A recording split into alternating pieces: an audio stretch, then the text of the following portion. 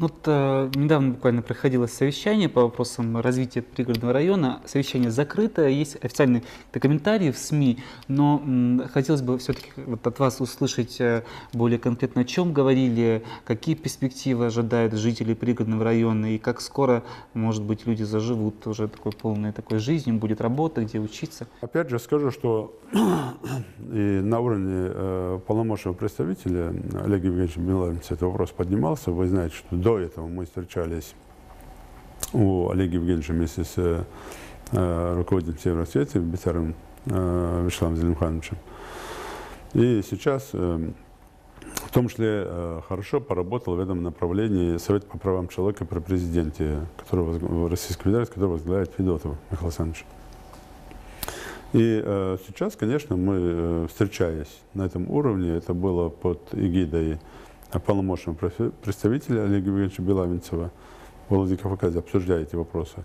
Первая тема, конечно, была тема благоустройства территории, создания условий и для ингушей, и для осетин к совместному проживанию, совместному обучению, совместному предпринимательству, то есть чтобы все было совместно. И взаимоотношения двух регионов Российской Федерации, в том числе во всех отношениях взаимодействия, в культурных, и спортивных, и социальных, и других проектах. Сейчас прошел ураган и у нас, и в Северной Осетии. Да? Никто же не делит территорию. Там, где мы можем помочь, мы помогаем. Там, где они могут помочь, они помогают. То мы друг другу помогаем в этом плане. То есть по линии правительства, МЧС все работают, и никто не делит. И в этом плане именно эти вопросы в том числе обсуждались. И довольно высокая оценка вот этим взаимоотношениям и с нашей, и со стороны Осетии. Но при этом и мы, и руководство Осетии признаем, что вопрос развития территории, он вообще не движется с места. Здесь поддержка есть федерального центра, в том числе и в лице руководителя федерального агентства по делам национальности Игоря Баринова. То есть поддержка. Я надеюсь, что и Олег Евгеньевич, и Игорь Баринов, они помогут нам, и, в частности, руководству Северной Осетии, чтобы эта программа все-таки заработала. И второе, есть здесь согласие с Северной Осетией, в том числе, когда мы говорим о определенных паритетах по взаимоотношениях. Это и обучение в школах, но здесь есть и наша сторона, которая не совсем родители хотят, чтобы дети учились совместно с осетинами. То есть не надо все валить на осетинскую сторону. И здесь тоже надо найти золотую середину, и дети должны учиться не в старших классах, а в начальных классах еще, даже в подготовительных классах, в совместных школах.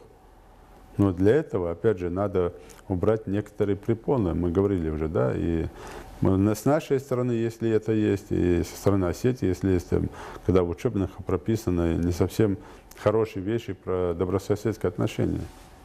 И если на уроках совместного обучения будет на уроке истории Осетии или Ингушетии будет декларироваться ненавистические настроения, конечно, это тоже надо исключать. Это тоже мы обсуждали, и находим понимание друг у друга. Если осетинская сторона найдет у нас, или мы найдем у них, мы готовы эти вопросы менять, изменять эти страницы и не допускать межнациональных таких настроений среди наших детей. Ну и, конечно, обсуждался вопрос по ведению совместного хозяйства нашими предпринимателями, крестьянско-фермерским хозяйством. Почему? Потому что и в советское время это хорошо получалось, и сейчас может хорошо получиться совместный бизнес. И он укрепляет больше дружеские отношения между ингушами и осетинами. Совместные предприниматели, совместное производство. Почему нет? То есть эти темы мы обсуждали. Поэтому здесь Олег Евгеньевич Белавинцев выступил как модератор этого нашего всего совещания вместе с Игорем Бариновым. И я уверен, что вот этому совещанию, в том числе закрытой части, будет хороший успех. Протокол мы же оформили, посмотрели, изучили и пришли к пониманию того, что надо совместно все-таки работать в этом направлении. Один из таких вопросов, который стоял в том числе, возвращение вынужденных переселенцев в свои дома. Открытие так называемых закрытых населенных пунктов, чтобы этого не было. И чтобы люди не боялись или не остерегались возвращаться в свои дома. Но это, опять же, я говорю, это не сиюминутная задача. Еще одна злободневная тема, которую мы обсуждали, мы из-за того, что и наше духовенство здесь не доработало в свое время, хотя я эту задачу ставил, это довольно серьезный ущерб, который наносится именно в адрес жителей ингушской национальности, самими ингушами. Здесь нельзя осетин обвинять в этом деле. Это земли. Вот сейчас программа, которая будет реализовываться, и власти Северной Осетии также, не выделяя или не разделяя ингушей, будут выделять земли для многодетных семей ингушей. Вопрос. И в Тарском, и в Куртате, и в Дашном, и в других населенных пунктах есть отказники, которые у государства получили деньги за землю, компенсацию, отказались от своих земель.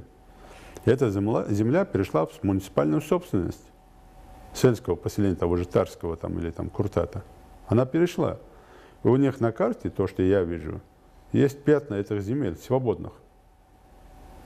Свободных земель. И они, когда распределяют земли, они говорят так: давайте, так, у вас там вырос человек, да, женился человек, да, многодетная семья, да, вот получите по очереди землю. А наш житель не может, ингуш там, ну, житель Северной Осетии, ингуш не может получить эту землю. Потому что тот товарищ, который отказался от этой земли, говорит: нет, это моя земля, ты ее не трогай.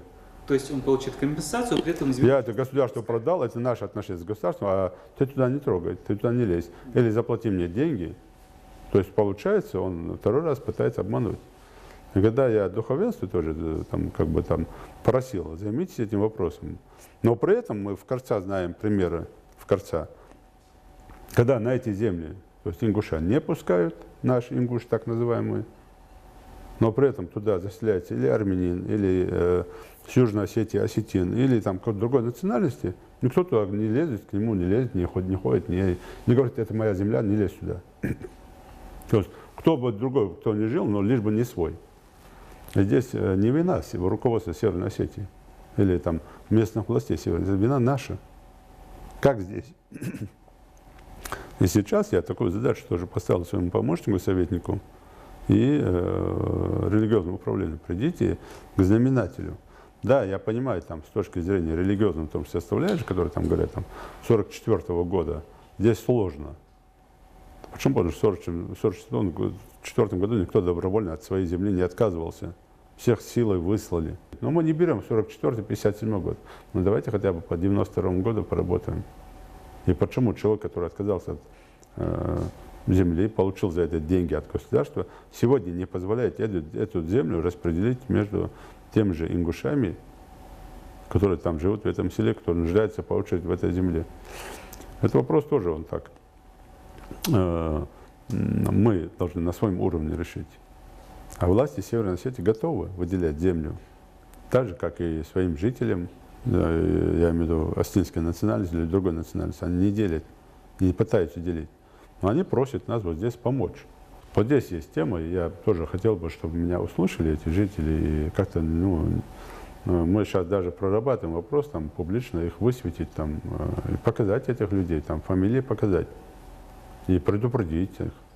Но как бы я ни делал, все равно в личностных отношениях люди не хотят ругаться. Даже если им даешь законные документы, вот твоя земля, он не хочет. Я думаю, что руководство Северной Осетии, там, тем более федеральный центр поддерживает, я имею в виду полпред президента Олег Евгеньевич поддерживает, и Сергей Алимович Меликов поддерживал этот проект, там, и Александр Геннадьевич Хлопонин поддерживал. То есть, если это все будет нормально, то это будет выгодно и для ингушей, и для осетин, и в первую очередь для руководства Северной Осетии, потому что будет развитие территории.